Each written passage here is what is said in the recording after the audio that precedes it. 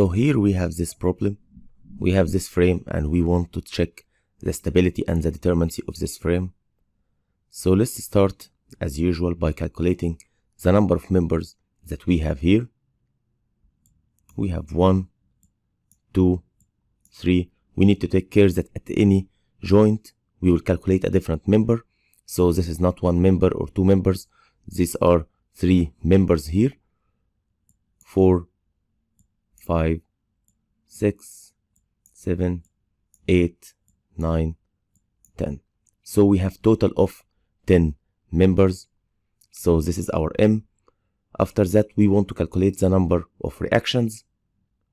We have 1, 2, because this is pin support or hinged support. So we have 2 reactions here and another 2 reactions here. This is total of 4, which is our number of reactions. After that, we want to calculate the number of joints.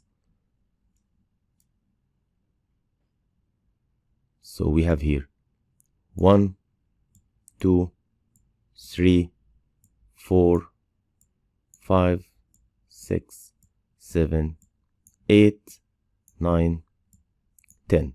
This is each intersection or each intermediate hinge. So we have total of 10 joints, which is our J. Now remaining is the last one or the last parameter we want to calculate, which is the number of internal releases. Internal releases here we have 1, 2, 3, 4. So number of internal releases is 4. Now all the parameters are available for us to check the stability and the determinacy. We will calculate 3M plus R. M equals 10, so it's 30 plus 4, which is R, equals 34. And we will calculate after that 3J plus C. 3 multiplied by 10 plus 4 also equals 34. This means that 3M plus R equals 3J plus C, which means that our frame is stable and determined.